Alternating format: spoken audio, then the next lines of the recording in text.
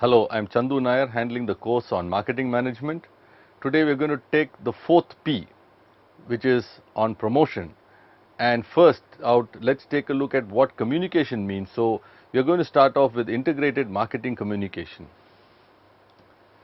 So by the end of this chapter, we will try and understand what is the meaning and importance of marketing communication, the evolution of integrated marketing communication, the problems that we have in implementing such an integrated marketing communications program, the process for doing such a integrated communication exercise, and how integrated marketing communication helps in value addition for customers and society in general. So, why did integrated marketing communication come about? In the early days, people, when they started talking about their products, very quickly realized the power of advertising. But over the last 20 odd years, the role of advertising has kind of come down in importance, where the spend was about 85% earlier. Today it's come down to barely 40%.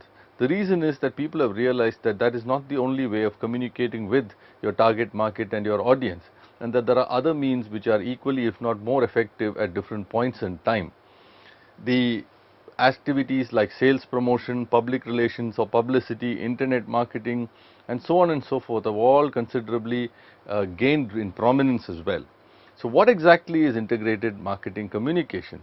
It is the management and control of all marketing communications needed for a product, a brand, a company or an idea to achieve a set of communication objectives for a desired target audience, which means we are trying to look at integrating different ways that we have of communicating with a set of people that we want to talk to and a set of messages that we have in mind.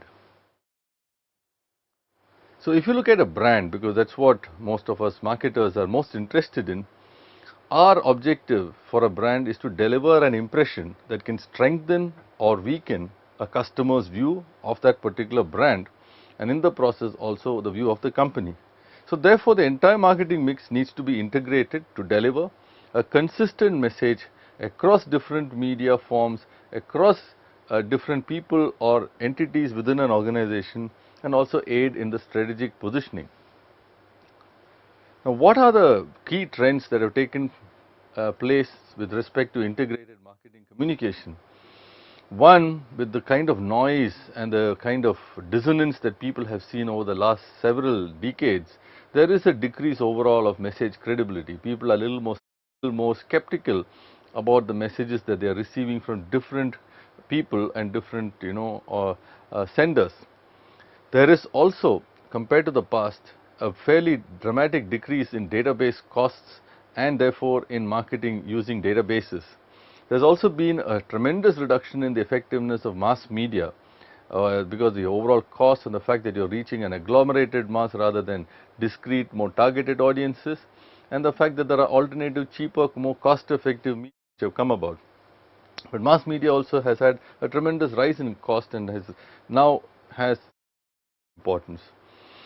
Plus, there's been an increase in mergers, not just at the companies who make and sell products and services, but also with respect to companies who are involved in various facets of marketing communication. So many of those agencies too are not just advertising agencies, but are also digital marketing agencies, database marketing companies, and so on and so forth.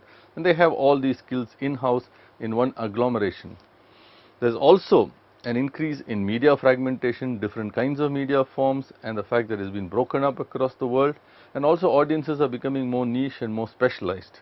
There's an increase as well in the number of commoditization, in the amount of commoditization, in the number of Me Too products, products which have lack of differentiation and very similar features.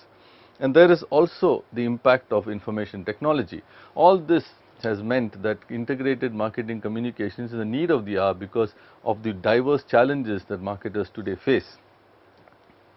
Now, if you look at the marketing communication process, while this slide looks like a lot of things, there are basically three key elements. One is the sender, the second is the receiver right there, and the third important part is the media or the message that you are using, that you are sending. And the environment consists of the noise. So what is really important in integrated marketing communication exercise is what is the sender wanting to send in terms of a message? How is that message encoded? What media does he use to send that message? On the part of the receiver, how does that receiver decode that message? What is the noise happening around when all this is happening, when he's sending the message, when he's receiving the message, when the transmission of the message is happening? What exactly is the response on the part of the receiver, and how does the feedback then go back to the sender? So if you look at it, there are several elements out here, but the key elements really are four, which is the sender, the receiver, the message, and the ambient noise. Managing this is really the key aspect, in integrating all the activities and processes and the different types of media and messages is what really we mean by integrated marketing communication. So for effective communication, the first and foremost thing is you must know who you want to talk to. What is it you want to achieve in terms of a response, and how to figure out what message to send, and send it in a manner that the recipient is willing to receive. And it should be therefore sent in the proper media, because many times it's not just about the message, but the way the message is sent and in the context in which the message is sent. So more you have experience in doing this, the more effective and more successful you are likely to be, provided you keep learning from the feedback that you get from the marketplace. So it is necessary therefore for us to figure out what all are the interactions that the target customers have with our products and our brands and our company, and how these experiences have an impact on the consumer, and which of them have the most impact, and how to therefore manage that process. This will help us figure out which are the key elements for effective communication. Therefore, there are a few steps if you want to develop an effective integrated marketing communication exercise. The first and foremost thing is to know who you want to talk to, figure out what objectives you want to achieve, what kind of responses you want to get. Designing of the message is very critical. To design an appropriate message, figure out the channels or the media, establish a certain budget, decide on the mix of channels that one wants to use to send across the message. Then very importantly, get feedback and measure the results, and therefore manage the integrated management program.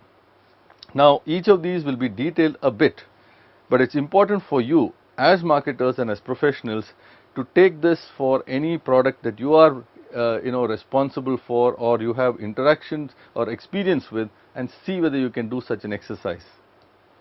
So first and foremost is to figure out who you want to talk to. So far we have already spoken about several aspects to determine segmentation and things like that. So use those lessons and use those inputs from those lessons and chapters in your textbook and in your experience to figure out who all are the people you want to talk to. They could be current buyers, they could be potential buyers, they could be influencers or channels, even employees many times, or the general public.